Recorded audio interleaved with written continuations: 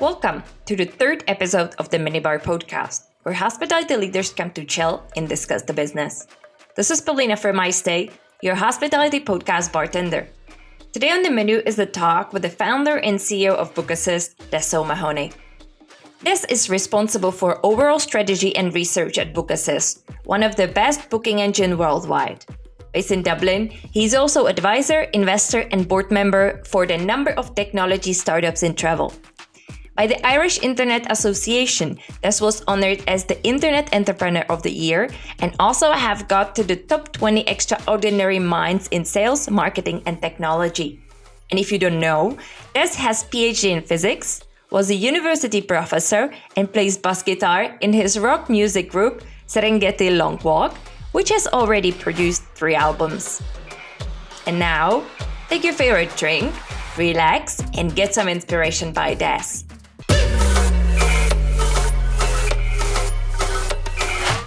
Des, hello. Good to be here. Des, you have made it to the top of the hospitality industry. Your product is already for years collecting one awards and another. So how all did it start? Well, it was a long time ago, but it's an unusual route because hospitality is not something that I originally thought that I'd be in. We actually started on, I guess it was the early to mid 90s before Book Assist. When I was doing a PhD in physics, in fact, and which was completely different, obviously, from hospitality. But the interesting thing about physics is that that's really where the web came from. So the internet had been around, but the web, the kind of front end of the internet, really only started in physics, and it started because people were sharing research. Particularly from CERN, for example, in Geneva. That's where it really started. And because we were in physics, we had kind of a little bit of early access to some of the things that were going on.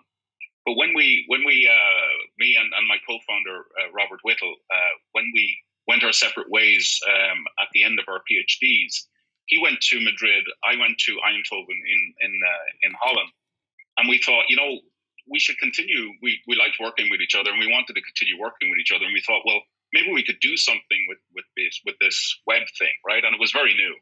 So one of the things we did was that because Holland was new for me and Spain was new for Robert, we set up online guides, online tourist guides, basically, to those countries, but also to Ireland and to Dublin, where we had done our PhDs.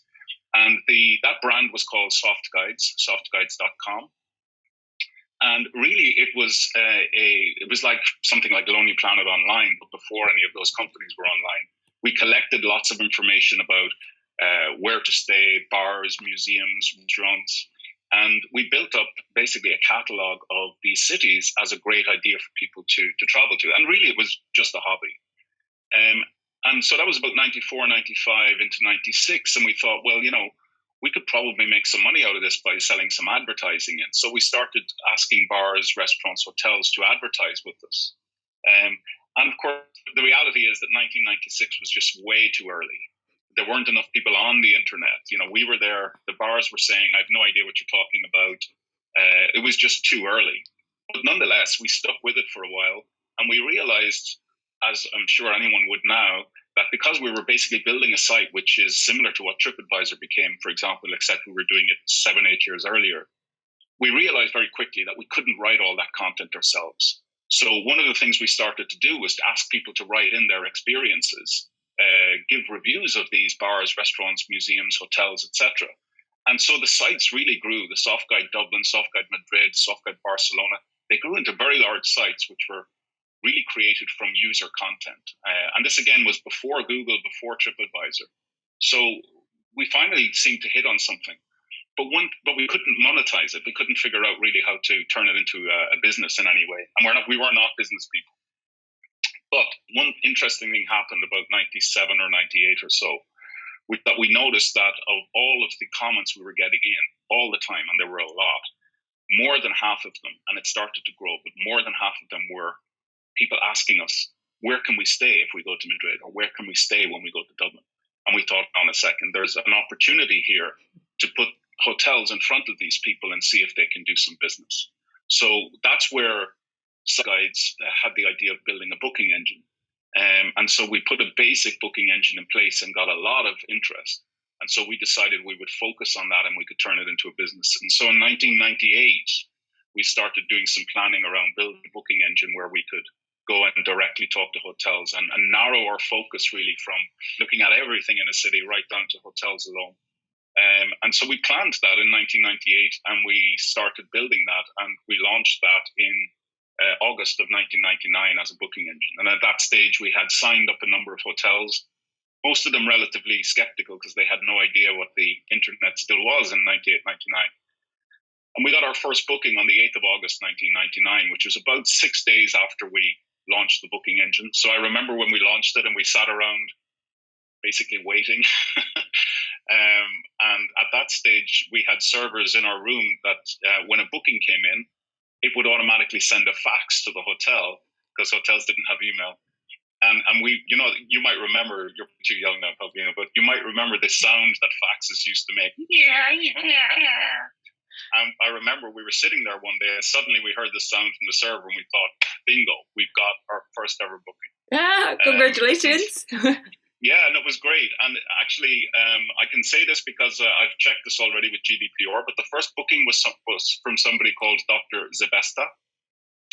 And every day, August 8th, every year in the company now, we celebrate Zebesta Day, which is basically the anniversary of the very first booking.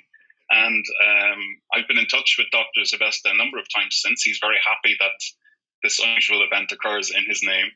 But, basically, hundreds of millions of reservations later, we still remember and honor that very first booking.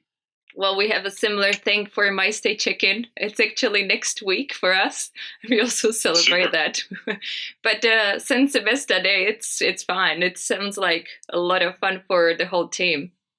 And why? It's good to remember, that everything starts from just one thing, right? That's correct. And I remember that you mentioned that it was the booking engine straight away from the beginning. So how comes that you didn't think, or did you think about having platform like booking.com in general, like have a aggregator of the bookings, or how was that? Yeah, actually we did both from day one because we built originally the site bookassist.com was just like Expedia, booking.com. It was an aggregator. Although we were really much, even then, we were partnering with hotels. So that the plan was that we would put those hotels on there and you could book there, but you could also click for more details and go directly into the hotel website.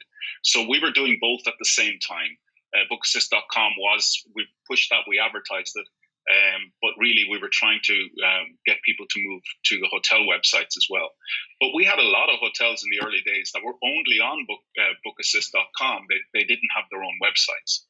So that also then created an opportunity because we started to see that people were interested in going from bookassist.com directly to the hotel.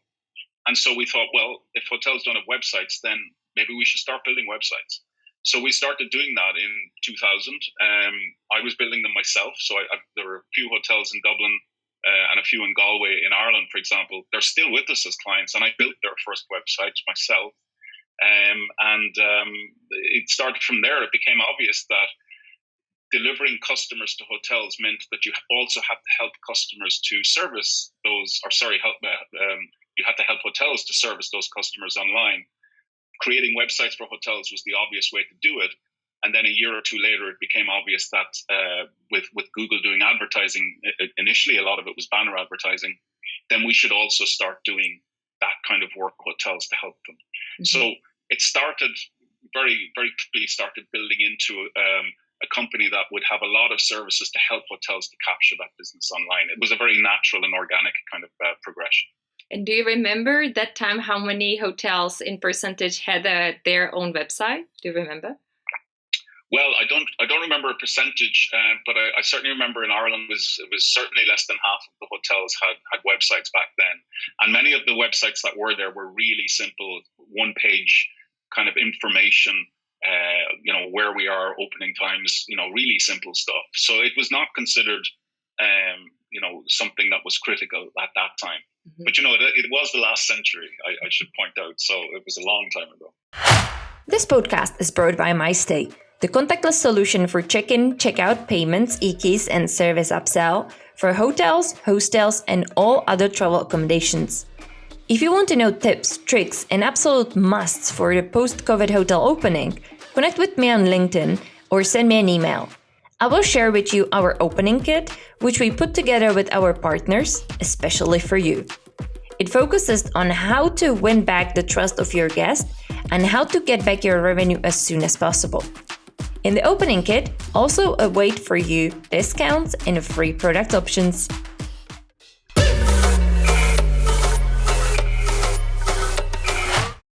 In general, your booking engine was already implemented into those websites that exist, or you just had to create the new website? We did both. So basically, once we had built the booking engine for bookassist.com, it was relatively easy to put the hotel version of that on a page on the hotel website. So back then, really, it was just a booking page. It wasn't, in any fancy integration. But if they had a website, we would have really simple websites. But even then, we really wanted good design, good photography, and then a booking page. So yeah, I mean, the booking engine was relatively mature from the start because we spent a year building it before we ever went public with it. So it worked really well. It had good security and functioned very well right from day one. So I guess we took our time, we were patient, and it paid off because again, it was early, right? There were not a lot of companies doing this kind of work. So we had to, to a large extent, invent a lot of the ideas ourselves, and we didn't have anybody to copy or anybody to understand what the normals were. We had to basically invent those normals. Mm-hmm. Okay, and what happened with the previous project with the guide?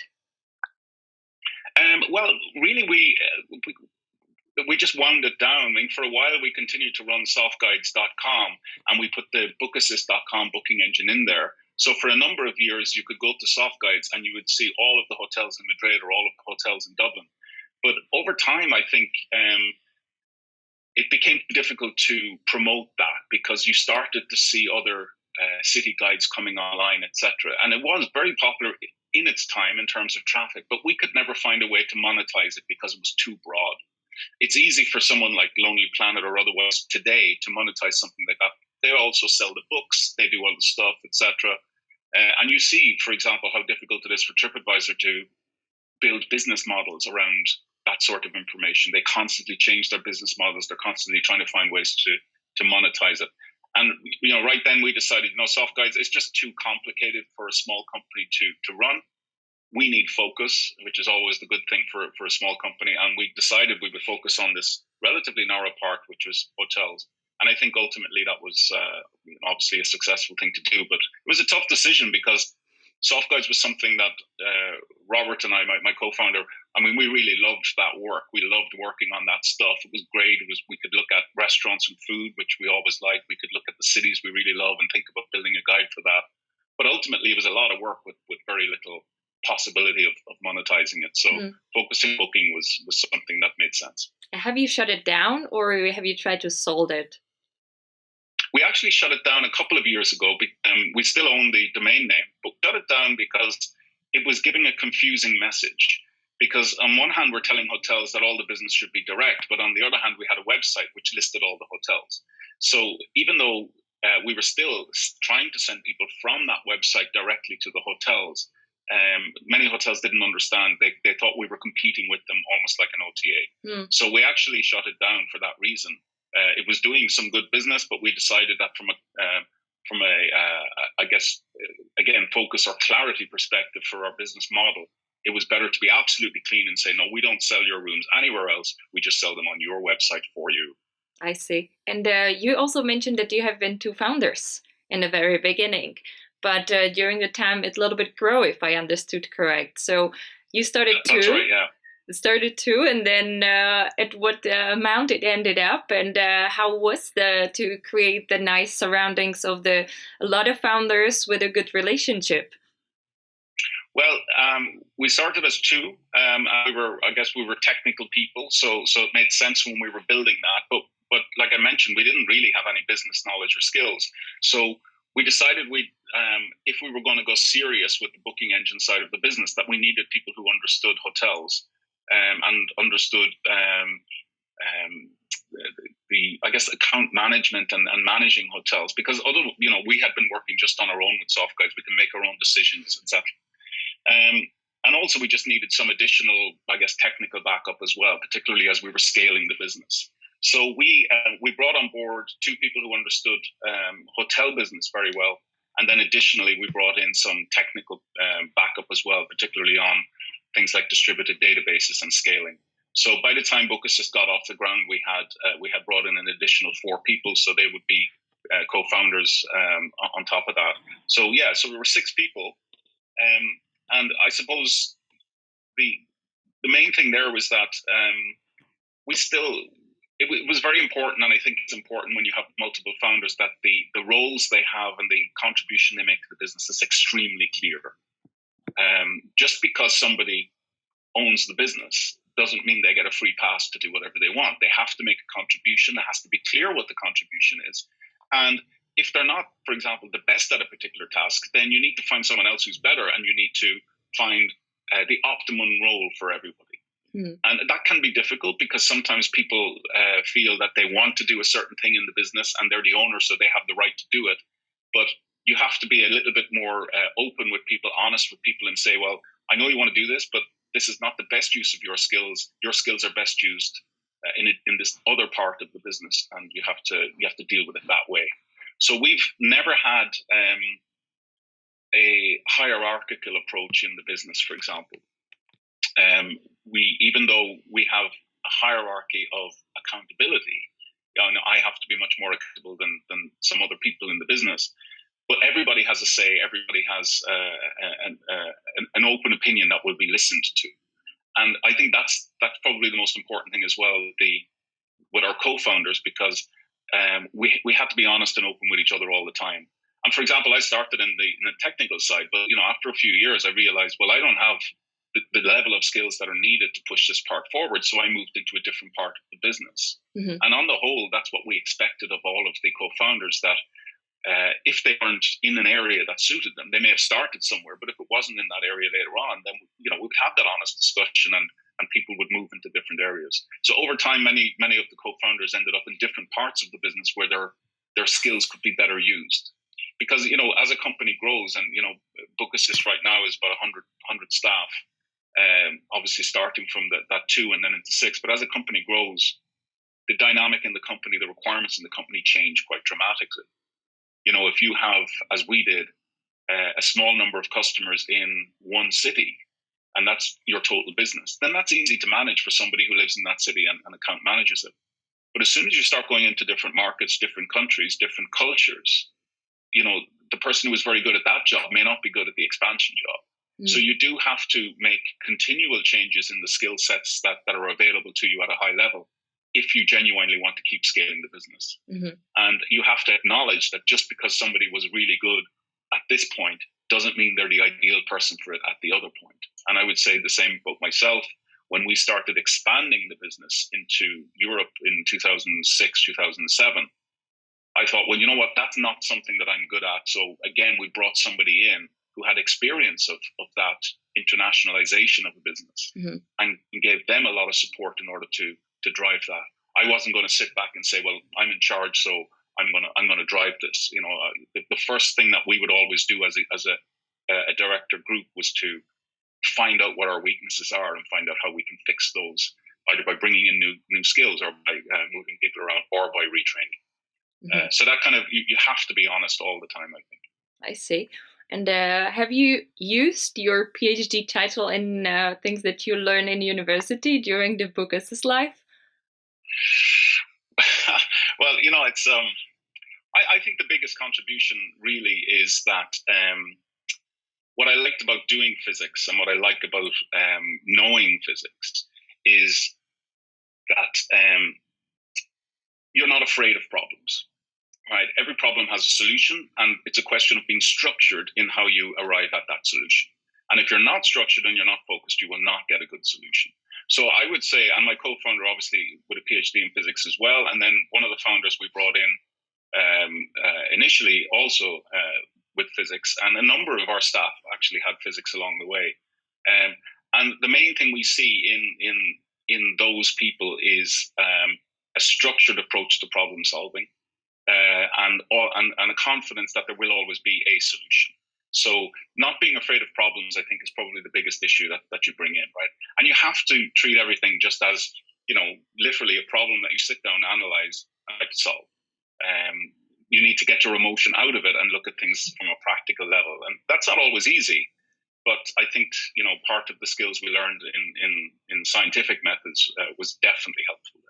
All right, that's a good one. So everyone should study physics to be able to work with problems, which brings me to another question, which is, have you struggled at some stage of building your company? And do you have any fuck up to share with us? Oh, we struggle all the time. You always question the decisions you take. You don't always see the exact outcomes from those. And I think you have to treat every one of those as a learning experience. I mean, there were some big areas, some of which were not our fault. For example, we had to live through the financial crisis.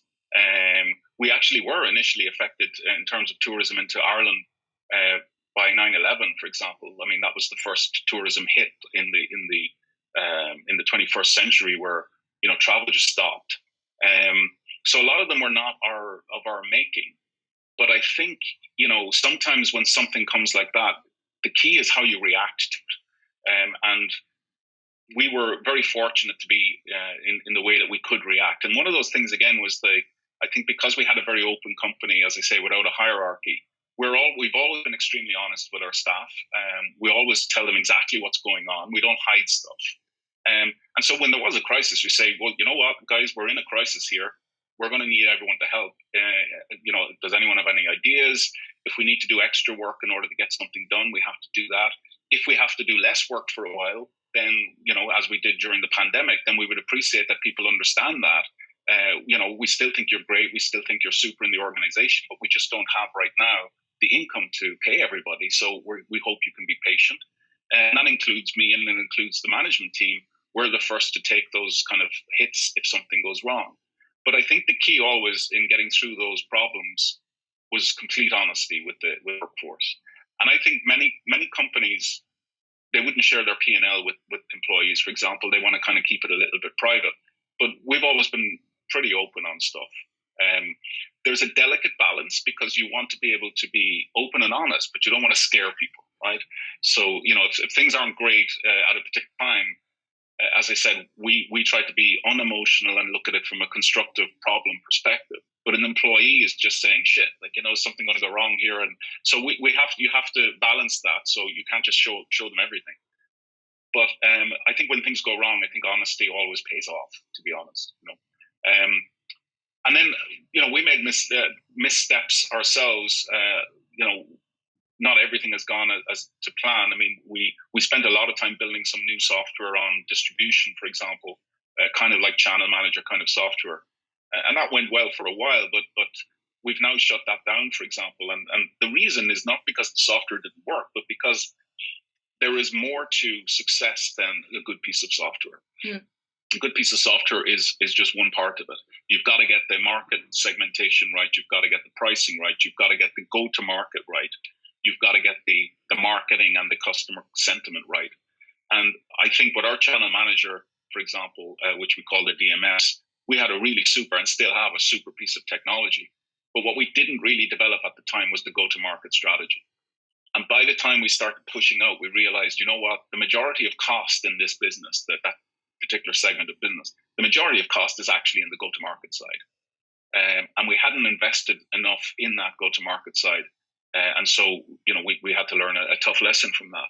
But it is a lesson that we've learned, that you cannot be entirely driven by the good idea or the concept or be engineering led. Getting something successfully out to the public is a very broad spectrum of skills and requirements, of which building a piece of software is just one part of it. And that was an important lesson to learn. Very cool. Well, you maybe a little bit before mentioned one of your company values. So my question would be, what is your favorite company value in Book Assist? Well, honesty is the one that stands out over all of them, right? So every company has a number of different things, but for us, honesty from day one has always been the key one. Not just inside the company where we're super honest with employees as much as we can be, as I mentioned earlier, but also honesty with clients. It is absolutely key to us, for example, that we never overpromise to a client. We will not basically tell lies or exaggerate in order to get a contract. So even if a competitor comes along and says they're going to grow your business by 20, 30% next year, if our analysis says that we can't do that, we will be honest and say, well, we can't do that. Here's what we can do, and here's why we can do it if we work with you. But we don't believe that other guy. But if you want to go with them, fine. But here's what we will do for you.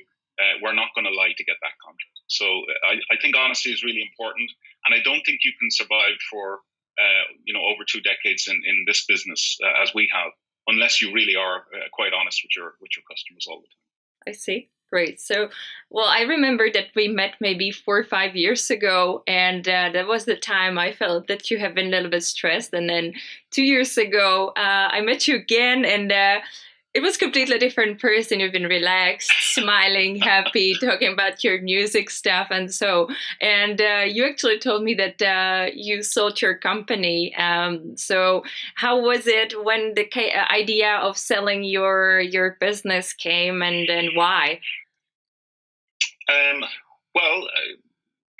So we sold the company in 2017, December 2017.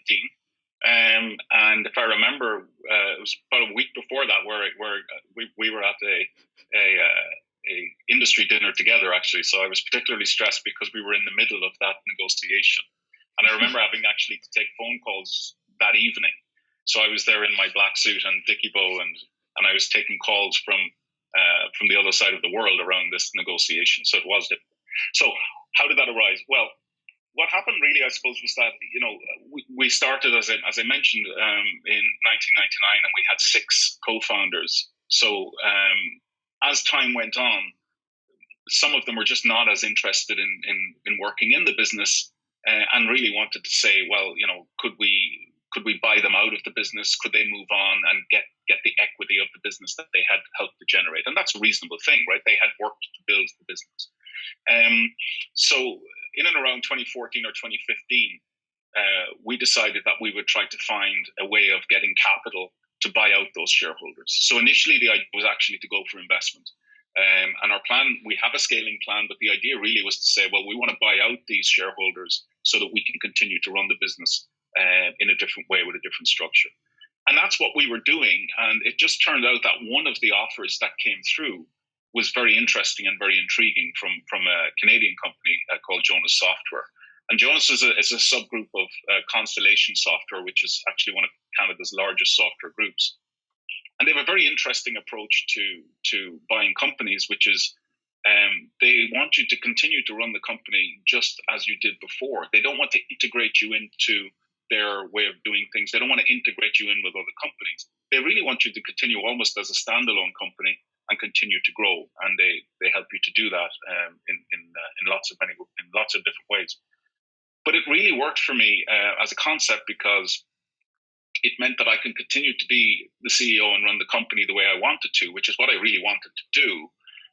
But I wasn't going to have strong interference in the business like you would from a venture capitalist who would want, double the return in 2 years. And if that didn't happen, they were going to, completely hang you or something. There wasn't that level of kind of interference. That's what it appeared, at least from the deal that was on offer. And so that's 3.5 years ago now. I'm still here running the company, and I have to say it worked out that way. I mean, I don't own the company, but if I grow the company, I am rewarded as one is in terms of good potential bonus, etc. So I continue to be, let's say, incentivized to run the company for different owners. But I'm largely free to develop my own strategy and push it forward as well. And I get access to all of these sister companies that are also owned by Constellation Software, all of whom have had different journeys that you can learn from, be it financial information, structural information, operational information. It's a treasure trove of information that you can get from these companies. So it's been a good experience. So that's probably why I'm a bit more relaxed these days. We've, I guess, solved some of the internal issues in terms of people who wanted to leave the business. And we've secured the growth of the company for the future. which was particularly important over the last year, by the way, which would have been very, very difficult as a standalone company. So to have the backing of a very powerful and well-financed owner during that period was critical. I see. And how long the merging process take? So the actual acquisition process? Yeah, yours. Yeah, so have taken. Well, if I look back at the kind of work I had to do, the research and all the meetings, really working in a number of different areas, meeting financial consultants and understanding the market and getting a lot of negative meetings where people really would dismiss you as being complete rubbish. That was a difficult time, and that was probably two and a half years where it was almost my full-time job to do that. But when we did actually eventually start discussions with our current owner, Jonas, that actually happened. Our first meeting with them, where I knew nothing about that company, they knew nothing about us, but our first meeting with them was August of 2017. Our first, which was just over dinner in Paris. Our first serious meeting with them was the end of September 2017, and we closed the deal on 17th of December. So it was relatively quick once we got moving on that. Mm-hmm. And it wasn't a super difficult process.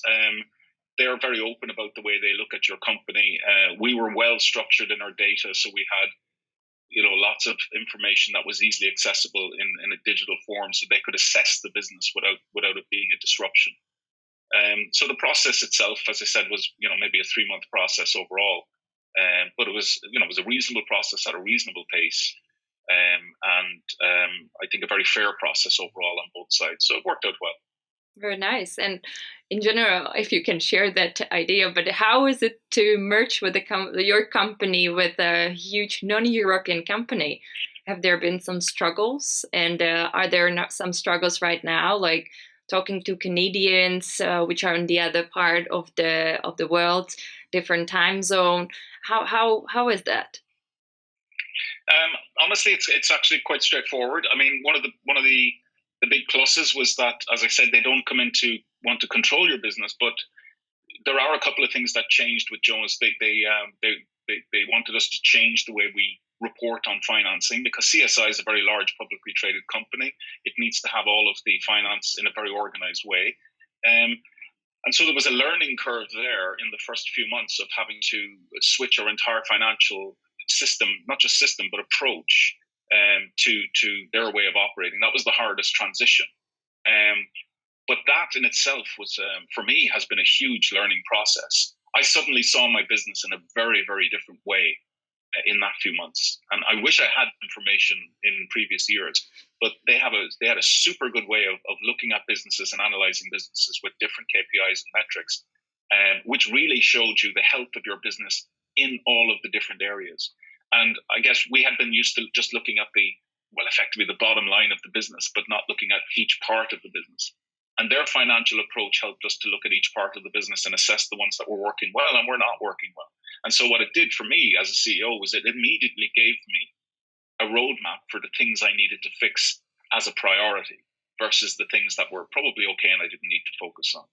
So yeah, it was tough in the first few months to make that adjustment, but it was interesting and positive because it was very much a learning process. And secondly, the outcome, I think, gave great clarity on what the business could and should do versus what it was perhaps not doing well and how we could fix that. So yeah, it was a great learning curve. And as I say, it's not like an integration really. The company still continues to run standalone. The decisions are mine. Once I hit targets, they're perfectly happy with how things operate. But those targets are largely set by me as well. So I commit to certain forecasts and targets, and if we meet those and we agree on those, then there isn't a problem. So it's the advantage of the Constellation approach is they want to, and they always hold the company for life. They don't just take a company like an asset so that they can grow it a little bit and then sell it 5 years later. They keep the company for life, and so they want the company to continue to improve, to optimize, to organically grow. And that's been, I think, it suits my mentality to be part of that. It may not suit everybody, but it certainly suited me. Mm-hmm. And did it somehow influence your team or did they had to get somehow along with the new people in the company, or you kept the company as it was, or and then or any new people came, and how they took the challenges and changes? Yeah, it influenced the team. I mean, not everybody stayed. We had, but honestly, I would say 95% of people continued and still continue doing the job. There were one or two people where it didn't suit them to do that. They had different ideas about how things would be structured. Mm-hmm. But nothing turned out to be a critical change. We did bring in some new people, as every company does. But overall, I don't think it was a big impact on most of the teams that operate within the business. Mm-hmm. The biggest impact was on the area that I would. I guess my strategy, what I had to do, reporting now that I do, because I didn't really report to people before. Now I have to report. But that really focuses you, as I said, on what you're doing well and what you're not doing well. And of course, our finance and HR area, we had to change that area quite a lot to match with the information flow that was necessary into Constellation. But I don't think the impact on a day-to-day basis within the organization is that. Mm-hmm. Okay, but you also mentioned the COVID period and how great it was to be part of the bigger company. So do you have, or what have you taken from a COVID crisis, you as a DES and you as a Book Assist company? Well, if I start with Book Assist, I think for a small company, it's extremely difficult to weather a storm like we've just seen and we're still coming out of. And there are basic things, right? I mean, you want to keep people in work, but there's sometimes just not enough work for them. So I was very pleased that we had the backing of our staff, even when we had to reduce hours for people. We didn't let anyone go. We didn't reduce our workforce, but we did have to reduce percentage of work in many places. But we made it very clear to people why that was happening. Like literally, if there are no phone calls coming from hotels, it doesn't make sense to have somebody sitting next to a phone. So, but anytime that work changed, we would review and constantly review and bring people back as needed. So I think, I have to pay tribute to the team and Book Assist really for being patient with that. And it is a question of being patient. The other area, of course, is that one of the big problems with smaller companies is that they would very quickly and easily suffer cash flow issues. And again, if you've got clients who can't pay, won't pay, or are closed and you can't even contact them, then that causes a problem. So your P&L looks fine because they still owe you that money, but you just don't have cash.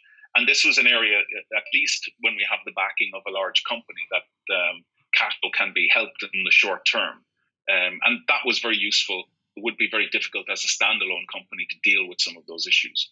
Because, of course, staff make up and did make up in Book Assist 65-70% of our total costs. So you can reduce some of that if by agreement with staff you can reduce some hours. But there's lots of stuff you can't reduce, right? There are huge costs that involve in running a business that stay regardless of pandemic or otherwise.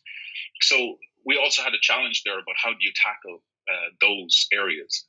And one of the things we did actually is we moved to being a fully remote company. So we had a big office in Dublin, we had a big office in Madrid, because that's where we have the majority of our staff, 30 or 40 people in each area.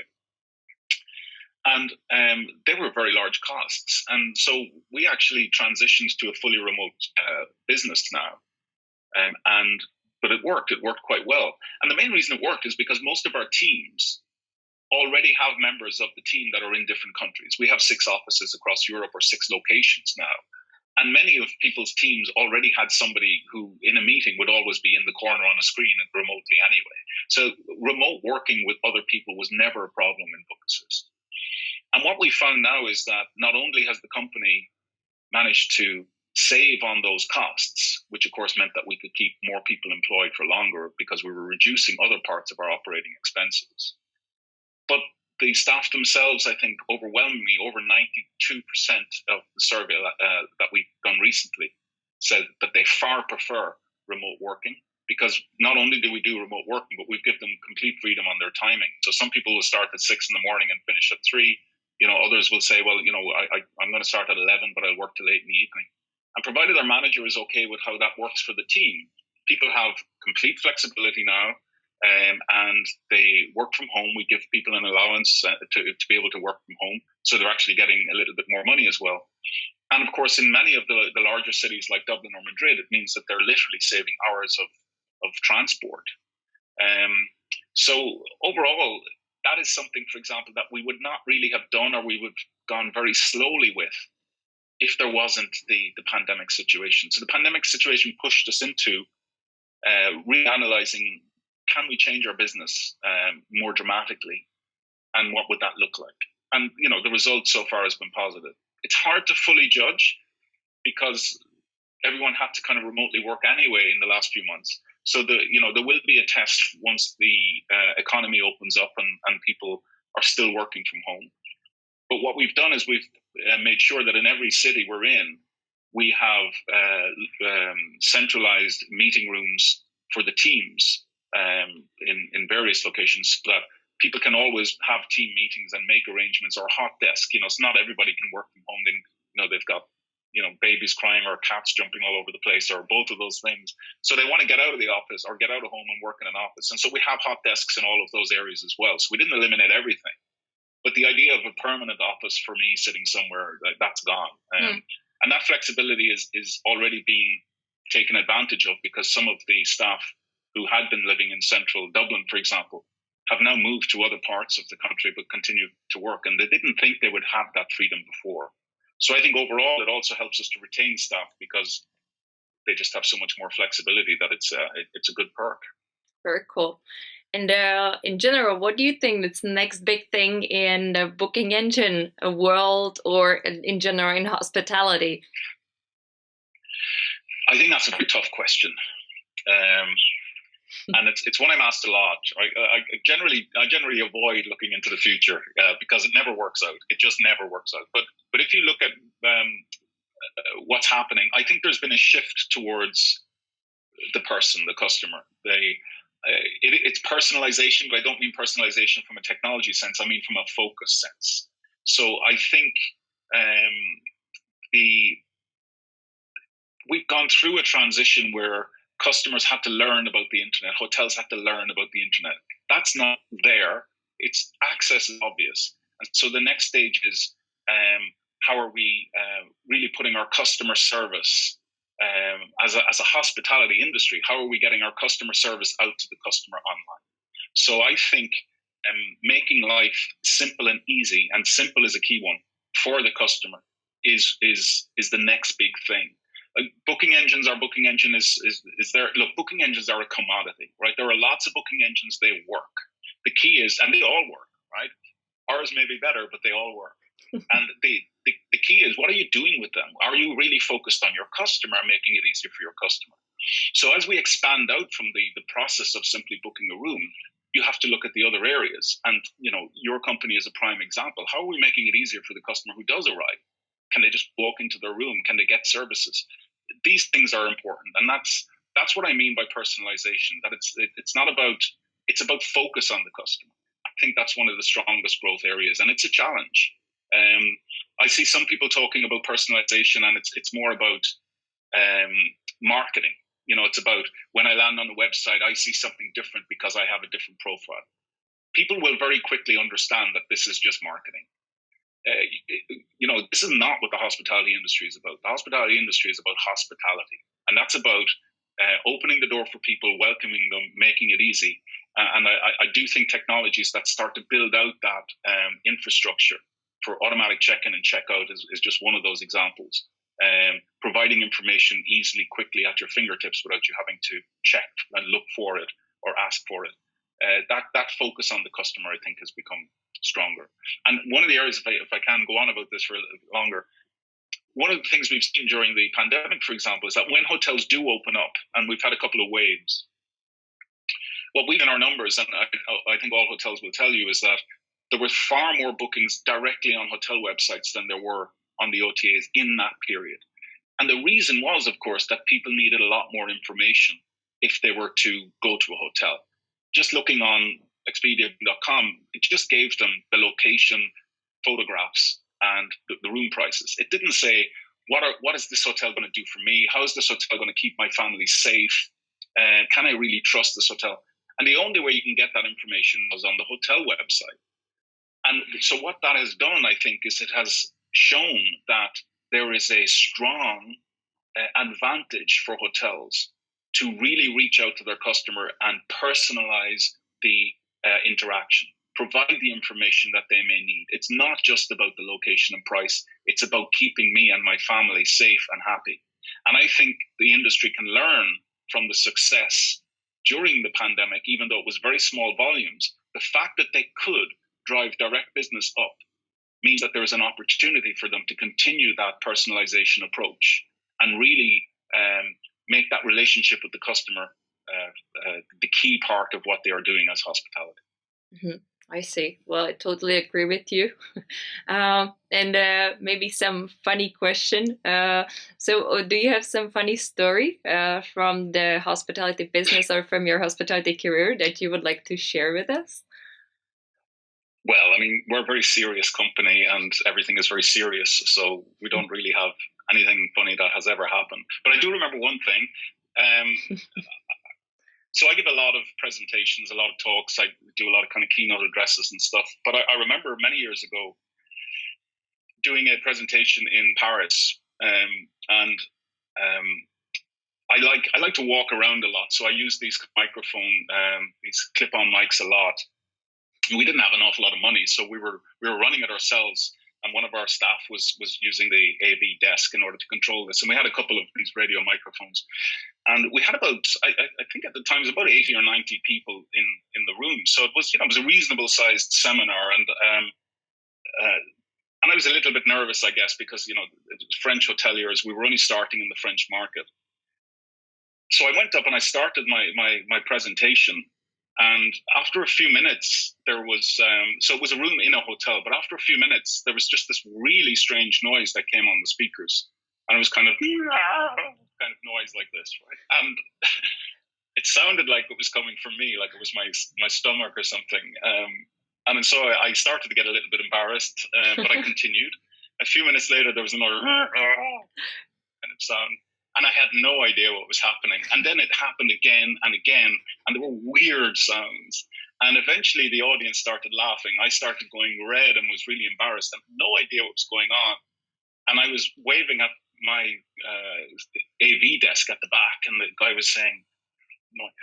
And then just a minute after that, we heard a noise at the side, and a dog came running across the stage with the microphone in his mouth, and one of the staff members of the hotel chasing him.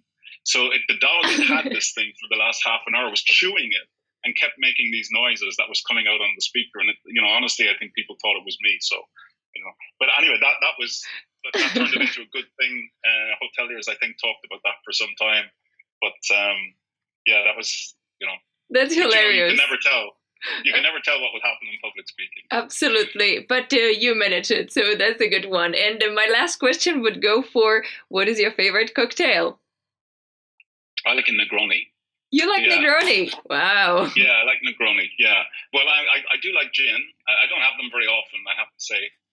But I do like Negroni. I like the kind of bitter taste of it. I don't have a sweet tooth.